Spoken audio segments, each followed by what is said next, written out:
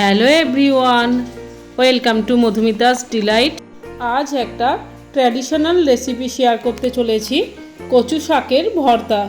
গরম ভাতের সঙ্গে কচু শাকের ভর্তা খুবই ভালো লাগে। আমার মতো করে আপনারাও একবার এইভাবে বানিয়ে দেখুন, আশা করি আপনাদেরও খুবই ভালো লাগবে। প্রথমে আমি বেশ কিছু কচু শাক জলে ধুয়ে পরিষ্কার করে নিয়েছি, তারপর সেগুলো ছোট করে কেটে নিয়েছি ঠিক এমনভাবে। একটা কচু পাতা আমি কেটে দেখাচ্ছি। আমি কাঁচি দিয়ে কাটছি, আপনারা বঁটি দিয়েও কাটতে পারেন।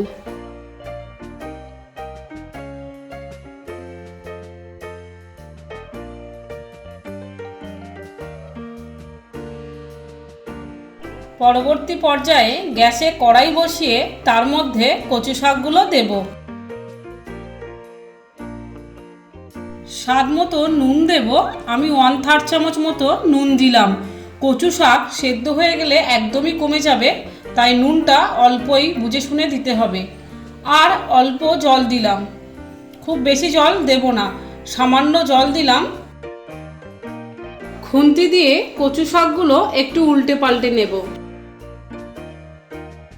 তারপর 6-7টা রসুনের কোয়া দিলাম আর একটা ছোট সাইজের পেঁয়াজ কোচা দিলাম।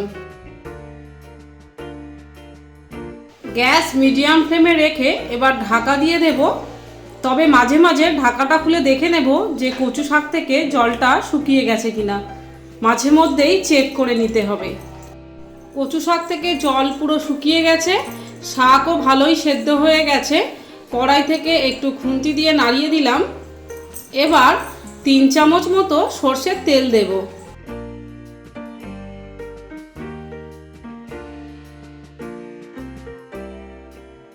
তেলের সঙ্গে কচু শাকটা ভালো করে মিশিয়ে নিয়ে তুলে নেব।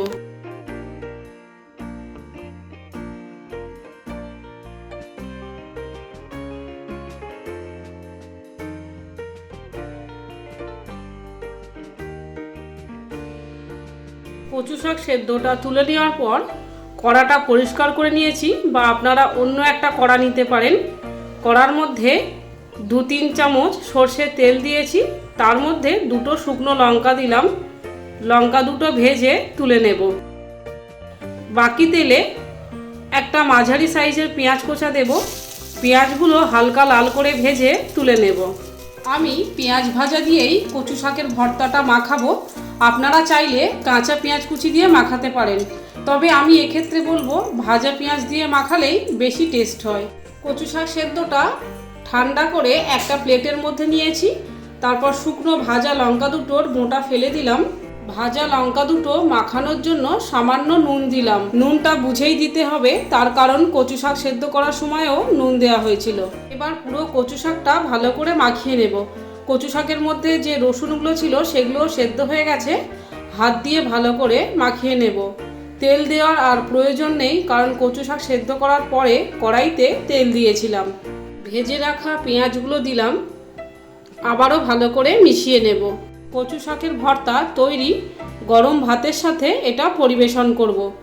ভিডিওটি ভালো লাগলে প্লিজ লাইক ও শেয়ার করুন। আমার চ্যানেলটিও সাবস্ক্রাইব করুন, পাশের বেল আইকনটিও প্রেস করুন, তাহলে আমি ভিডিও আপলোড করা মাত্রই আপনাদের মধ্যে নোটিফিকেশান পৌঁছে যাবে। Please do subscribe to growth my channel and inspire me to upload new videos frequently. Thank you for watching my videos.